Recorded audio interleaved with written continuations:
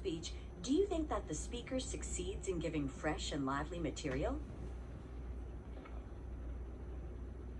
We've all heard about the popular movie Wedding Crashers that was #1 at the box office. The movie's about two young guys who literally enjoy going out and crashing weddings.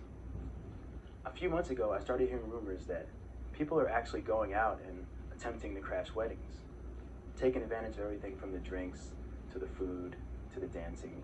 Is this really going on? Has this Hollywood movie actually impacted enough people where they feel they can go out and start crashing weddings? Well, I did a little investigation. I did some research using newspaper articles on the topic, and I also sent out an email survey to 17 wedding planners around the country, just so I can get their take on whether the rumors are true or whether the rumors are just rumors.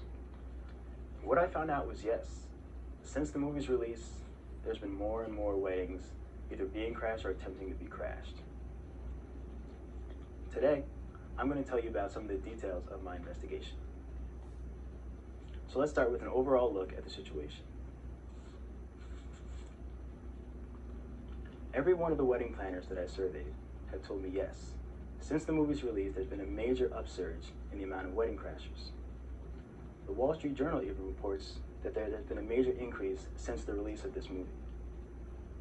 Of course, wedding crashers have been around for centuries, but since the movie's released, the numbers have literally tripled. Before the movie, there was about a 20% rate of incidents.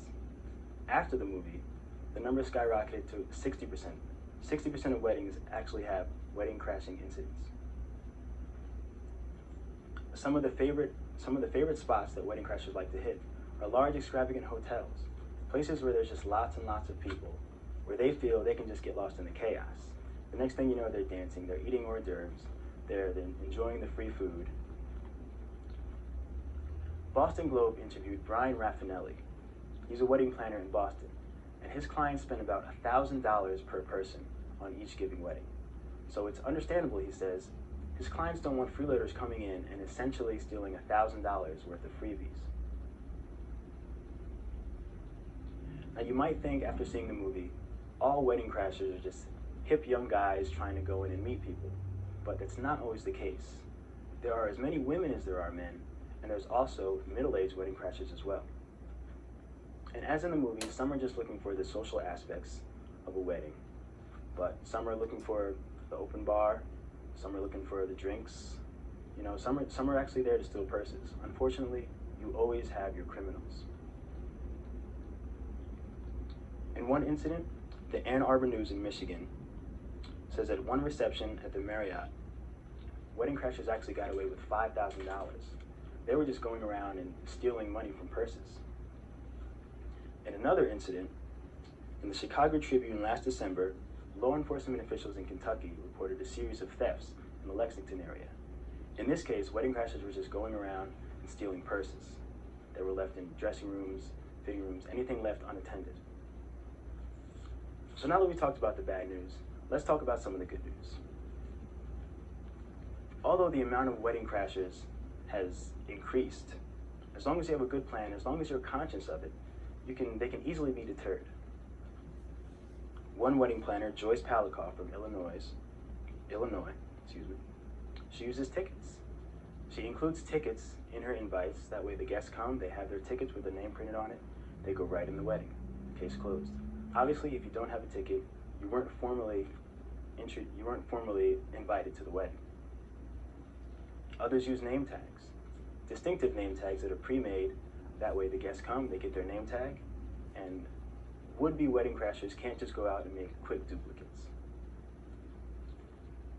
The Wall Street Journal interviewed Scott Waldman. He's a social catering director for the Waldorf Astoria in New York City.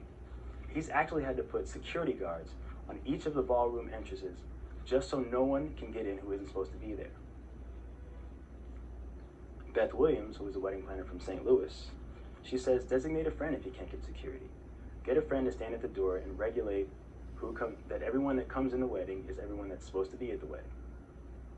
She emphasizes friend because honestly, it's a wedding. The family members should be inside enjoying the wedding, not worrying about intruders trying to get in. So let's review what we've covered. Unfortunately, the rumors are true. People are out there and they're trying to crash weddings more and more. The good thing about it is they can be deterred as long as you're conscious of it, as long as you have a good plan in place. Use tickets, use name tags, get security, get a friend to just stand at the door and make sure that everyone that comes in are the people that are supposed to be there. Should couples actually have to worry about wedding crashes on their special day? Of course not. As long as you have a good plan in place, everyone can relax, everyone can enjoy themselves, everyone can enjoy the wedding without the crashes. If anyone has any questions, I'd be more than happy to answer them.